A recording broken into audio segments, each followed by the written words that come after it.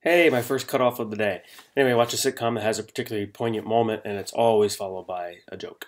All right, so that's analysis. The next level of thinking is synthesis, although it's been changed in the 2000s. They switched Bloom's level of thinking to from synthesis to evaluation, but so I guess I'm sticking with old school here. Synthesis is the ability to create something new by bringing together a couple ideas and synthesizing or pulling them together. It's taking maybe Shakespeare in its original form and creating a new movie or play based on those, the premise of Shakespeare. Baz Luhrmann is a master of synthesis. If you've seen Leonardo DiCaprio's and Claire Danes' Romeo and Juliet, which I adore, that is synthesis. That's futuristic LA coupled with old school Romeo and Juliet. Guns instead of swords, cars instead of horses, other ways to make it a little different. Evaluation is in Bloom's original form was the highest level of thinking that anybody can do. The ability to judge something. So if I asked on a test, is Romeo and Juliet still worth reading in school today? That can't be a multiple choice test. Question. You can't have A or yes, we should still read Romeo and Juliet in high school, or B, no, we shouldn't. You have to be able to expound on your answer. And the only way you could truly answer that well would be to walk through all the levels of Bloom's taxonomy. Now, first of all, did you read it? So do you know what the play is about? Did you understand it? That's comprehension. Does the story apply to our lives today? That's application. Can you see where understanding structure and form in that story is also used other ways? That's analysis. Synthesis. Can we take this and still make it new in various ways? Yep, still can do that. Only then can you reach whether it should be reach that evaluation answer. Anyway, that's Bloom's taxonomy, and I want you to know that most of the quizzes that you take in this class are lower level thinking. They're just basically knowledge. Did you read the chapters? But every now and then I'll ask you to go up to the like the application level. You'll do that on Monday on the quiz. I'll ask you to apply what you know, what we've learned so far, for a couple questions. But anyway, that's why a lot of students, by the way, love multiple choice questions, because in most cases they are just asking students to remember things. And so if you are good at remembering, then you usually do really well at multiple choice. Or another reason why, of course, you like multiple choice is you're able to eliminate some answers, and then it just becomes a guessing game out of 2 or maybe 3 questions. So you at least have a shot. Okay, I want to talk briefly about the content of the first video that you watched last week. Convergence, I'm not kidding about this word. You need to get it on your resume. You need to work at this skill of having multiple skills, of proving to prospective employers or internship folks that you have multiple skills, not just of course, in this class, but in all the other classes that you've taken. What have you learned? Use Bloom's to walk through the different things and different skills you're able to do: application, analysis, synthesis, evaluation, and you'll make yourself look a lot more valuable. For instance, in this class, after you finish it, you're going to be able to say that you interviewed, you researched, you reported, you wrote, you edited, you took photos, you wrote cut lines, you did a whole bunch of different things. When you finish this class, you're going to be able to say that you understand audience and tone and purposeful structure and how time and place matter and what you say and what you write. So that's all convergence. One other thing I want to point out from the videos is Jon Stewart versus Bill O'Reilly, and just how different those two gentlemen are, and that neither one is right in how he presents the information. Each of them has found the best way to do it for him. Jon Stewart's kind of a clown in the way that he presents, a lot of time in the way that he presents, and I mean that in the best way, because I absolutely adore his work. And not necessarily because I agree with him politically, but just he and his writing staff and overall production staff, they're just brilliant in the how you say it part of things. Bill O'Reilly is brilliant in his own way. He understands his audience, just like Jon Stewart understands his audience. The key for both of them is they're not faking. This is really who they are in terms of their personality. I'm not faking when I am ridiculous with a guitar. I'm kind of dorky that way, and that's just who I am. The goal is that you realize they're effective because they have found their unique voice and they stay true to that unique voice. School teaches you lots of different things. I was part of the beast for 11 years as a high school English teacher, and certainly one thing it teaches you to do is to conform. And for much of your life, you embrace conformity.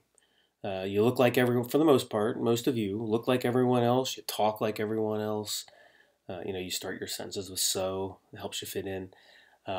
And you don't want to stand out, for this fear of embarrassment or ridicule. But you need to stand out. And unfortunately, we push you toward that conformity. And now's the time to stop doing that. Now's the time, especially in college, the classic time to experiment. This is the time to experiment and find out who you are. And yes, even in a journalism class where most of your writing is done in a very, conforming structure with very little, what's the word, Fred? Medicine's kicking in. With very little ability to be unique in your writing because you're writing news stories. Still, there are pockets of time in this class, on assignments and just during class where you need to work on standing out. Examine who you are. What's your personality? Outside class, when you're not just sitting there in class trying to blend in. Embrace your weirdness or your sass or your goofiness. This is what makes you who you are, and you need to be that. Because if there are two of you going for the same thing and both of you act the same, then one of you is not necessary. They need only one of you. So every time I assign writing, I understand I have to read dozens of the same thing over and over again. So stand out. Find ways to be different. Your lead is everything. Be different in your lead. Be different in your conclusion. Be different in the way that you express your ideas or the examples that you use to support them. I start every class with music. That's probably different than any professor you have on this campus because I look for themes. Music's important to me, and so it's a way for me to differentiate myself from other instructors in the school. You'll see on your supplemental there's a couple samples of student writing. So the first one is a student who was talking about that last article about radical empathy. She does not get along with her dad at all, and he's very much a gun-wielding, very conservative guy. She's not, and so this is the final paragraph that she wrote about him, along with a link. So go ahead, read that paragraph. Pause me, read that paragraph, click on the link, and then come back to me. So that's clever. And, I remember, reading this out of the 40 students that I had and thinking, oh my gosh, that's awesome. That's just immediately, gives me a jolt of energy that I'm reading somebody who has this personality. Next one is the same thing. This was on the game that you had to play where you had to argue, or actually had to listen while someone argued a point. So go ahead, pause me, read that one, and then come back to me.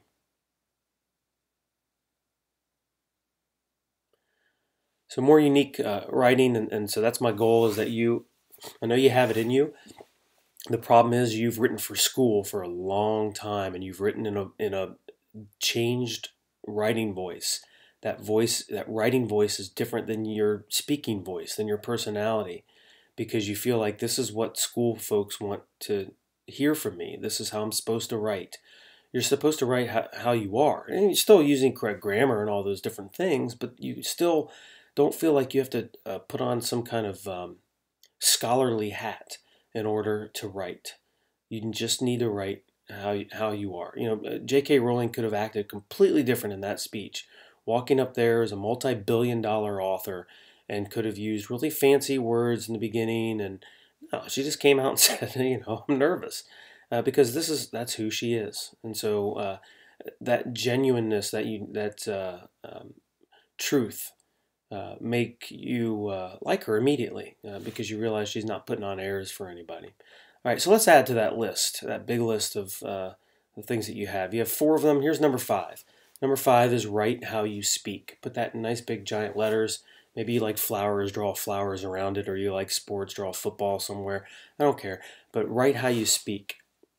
I have a writing voice. If when you read my writing on Canvas and the announcements and the assignments, you probably hear me. You probably hear my voice as you're reading it because I'm trying to give you my personality in writing. So stop writing for school. Underneath number 5, I want you to put a little line, a little dash, and here are some little subsets of number 5. Use contractions, always. When you don't use contractions, you're trying to sound more formal. Readers do not like to blah, blah, blah, blah, blah. Instead of readers don't like to. Be informal. You're not writing a doctoral dissertation. When you don't use contractions, you're trying to sound a lot more formal than what you need to be. So relax, use contractions. Can't, won't, don't, shouldn't, couldn't. All of those are things that you should use. 2 is the next little line, subset of number 5, is that you should maintain a consistent tone. Maintain a consistent tone. In almost all cases, this means informal tone. There's no need to get too formal with your writing. Contractions help you maintain that informal tone. The last little subset is write the word one, O-N-E, and then you're going to draw a pretty little circle around it, and then you're going to draw a line right through it. The pronoun one is the bane of my existence. Well, it's one of the banes of my existence. I have many pet peeves. I think this is number 863 on that list of pet peeves. The pronoun one needs to go. Stop using it, please. When you write things like, when one reads this article, one realizes that come on. You don't talk like that, do you? Do you talk like that? When you're hanging out with your friends and you're getting ready to go uptown, do you say, when one goes uptown, one should decide some place good to eat. Where would one like to go? You don't talk like that. Come on. Stop. If you talk like that, you don't have friends. Your friends will be like, why is one doing that? One is going to be alone. Like the number 1 for talking like that. So stop it. One is not used, or it's rarely used. And it's usually used to put on airs. Like you're trying to be this fancy, educated, scholarly person. Just stop. Stop doing it. That's the first problem with the pronoun one. The second problem with the pronoun one is it ends up resulting in a pronoun antecedent disagreement. You'll say something like, when one reads the story, they soon understand that. And what you've done right there is you've tried to be fancy with the word one, but then you've used the pronoun they to refer to one. When one reads the story, they, that's plural. They is plural. One is singular. And you can't refer to a singular subject, one, when one reads the story, with a plural pronoun, they. That's incorrect. That's a pronoun antecedent agreement issue. So when I'm reading your writing, as soon as I see the pronoun one, I know what's coming. I get ready to type pronoun antecedent disagreement because it's going to happen every single time. So not only do you fail by trying to look smart by using the pronoun one, you double fail by not even getting the basic grammar of the sentence correct. So drop the pronoun one. By the way, anytime that you are writing about readers reading something or students doing something, use the plural form. Please stop saying, when a student goes to Miami, because what's going to happen is you're going to say, when a student goes to Miami, they always, no, it's not they. A student is singular. You would have to use he or she. And you understand the pain that causes if you have to continue to use it. When a student goes to Miami, he or she should always study because he or she knows that his or her tests are going to be difficult. And it's convoluted mess.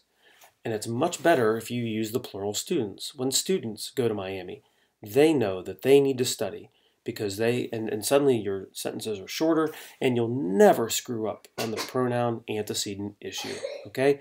So use when students or when readers, but always make it plural. Get rid of the pronoun one, and underneath that, go ahead and add, make your subjects plural, write in the plural form, because then when you use pronouns to reference them, you'll never, almost never, mess up the pronoun antecedent agreement. All right, you cool with that? All right, moving on. The end of quiz 2 is, no, I'm sorry, nope, skipping that. Oh, accuracy is number 3. That's the thing I wanted to look at, yes. That's number 3 on your supplemental. How do you spell our basketball volleyball arena? Do you know? Do you know how to spell that place? Try. Starts with an M. I'll give you that one. Then an I. Millette is the name of it. I'll just give you the name. But you got to figure out if you can spell it correctly. Go ahead and try. Without cheating. All right, how'd you do? Did you throw 2 L's in there? Good, very good. What about the end? 1 T or 2? Are you sure? Are you positive? It's 2. Millette has 2 T's. It's misspelled. It's abused all the time. Folks, this is sacred ground, Millette Hall. This is where Simon and Garfunkel, for the very first time ever, performed live the song Sound of Silence. Ever. One of the greatest songs in the history of American pop music, performed live in November of 1969 in Millette Hall. 2 T's. Do not misspell it ever again. The goal with this, of course, by the way, that's number 564 on my list of pet peeves, is accuracy. I put accuracy, I put some of those funny things at the end of the first supplemental of that first video to have a little bit of fun. Your credibility is on the line. You have to be curious about the way things are spelled, about facts. You have to be curious. Make sure, please, that you are correct on those things. Speaking of correct, the last thing I'm going to talk about is graded work. And I'm all finished. See, that's not so bad. Here are my expectations. Before I get to expectations, I'd like for you to open up your laptop to Canvas. You should have done that already. If not, you're going to pause me here in a second. Go to the graded assignment for the 4 articles that you responded to. You got full credit, by the way, if you followed the prompt requirements, word count, avoiding things that I asked you to avoid, and if you fully and correctly addressed what was asked. And also if you clearly spent time revising and editing your work. I took no points off for issues with writing conventions. So some of you do have, comma splices or that pronoun antecedent agreement. I didn't take off points for that yet. What I'd like for you to do is define the annotated comments. So if you pull up your document, you should be able to see that document. There are comments to the far right. If you look to the far right, I probably put something along the lines of good work or please see annotated comments. Those are just it's like a general comment box. But I also have done annotated comments on the document, and sometimes it's hard for students to find those annotated comments. In the upper right corner, there should be something that says, oh shoot, I forget what it says because I don't have it on mine. See graded work? No, doesn't say that. Oh shoot, I forget. Somebody will tell me. But anyway, in the upper right corner of your screen, there should be a little phrase that where you can click on your document. Upper right hand corner. Some of you may not see it because there's like this invisible line thing that only appears as you kind of move your cursor around. But maybe you kind of have to hold your cursor and swipe to the upper right corner, and there should be a little phrase there that you click on. After you do that, there should be those opposite arrows that help you. I think that's the expand arrow thingy. This is I don't know what I'm doing. But click on that, and that should expand your document to full screen. You, at that point, should be able to see all of my annotated comments on your document. I hope you can. I hope you can figure that out. If not, see me on Monday, or I'll go through it on. Let's go through it on Monday. Remind me, please, just to check to make sure that you can see those annotated comments on Monday. All right. A number of these items are going to be from your AP style book, but some of these are just basic writing conventions too that I pointed out. And you'll see, for some of you, I point out a lot of these. Hey, whatever, no fear. I don't want you, this is not a class I want you to fear failure. You're struggling currently at things, but you're going to fix them. Or at least you can fix them if you want. So here are my expectations about this. This is on you. You're 18, 19, 20 years old, however old you are, and it's time. As I said in the beginning of this semester, it's time to face your monster, to face the fact that you aren't, maybe for some of you, as good as you thought you were at writing. I have a little story that I'm going to tell you about that and about me at my time at Miami. I'll tell you that on Monday. But there are some things that you need to get better at in terms of writing. And this is why you're in college, right? This is your chance. So you might need some help. There are resources for that. I'm a resource. I'll help you as much as you want. There are online resources like the Purdue OWL website, Grammar Girl, Pointer that you paid for has good resources on that site. There's a How Writing Center. We have a writing center at this university in King Library. Those people will help you as well with these basic things. So use these resources. I know I'm not forcing you to do it. I'm not forcing you. It's not for a grade. So I understand that usually means, it's not for a grade. I don't have to do it.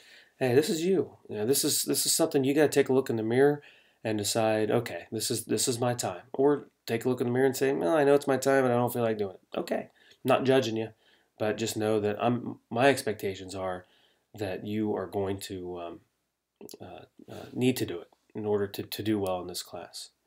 You're expected to apply the big list that we're doing. For instance, you know that you need to maybe find a way to start your writing off with an engaging lead. Fine. I gave you a list of leads. Work on it. Go read stories. Find out which leads those are that you particularly like, and try to start applying those. Remember them. Put them in your toolbox and use them. You know that paragraph structure matters now. That's going to count now on everything you write. So work on it.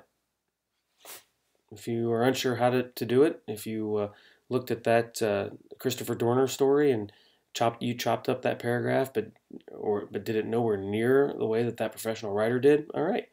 Well, why did he chop it up that way? What's effective about it? Find out. Work on it. Do it. You have to take control of your own learning. They don't give me enough time with you. 16 weeks ain't enough time. It's not going to cut it. So, I'll do all I can to help you. In general, you, but also individual you. But I expect you to help yourself out. I expect you to come to me if you can't figure it out. Please don't be intimidated by me. And some students are. I don't know why, but I just got done fake playing a Tesla song, and so I try to be as approachable and dorky and goofy as I can. And I'm not on the mountain. I'm not expecting you to crawl up the mountain and genuflect. It's not the way I roll. So please make sure you're coming to me for the help that you need. It gets tougher in here. My expectations get a lot more expectical. Medicine's kicking in. My expectations get bigger in this class, so I expect you to do these things. All right. Okay. Enough of me rambling. That's plenty. All right. Remember Monday we got quizzes on Chapter 3 and Chapter 14, and Chapter 3 is the emergent media. Chapter 14, right? Emergent media. Chapter 14 is covering a beat. Those two quizzes are going to take some time, but then we'll start talking about the beat project. All right. Take care. Have a good Sunday. Bye.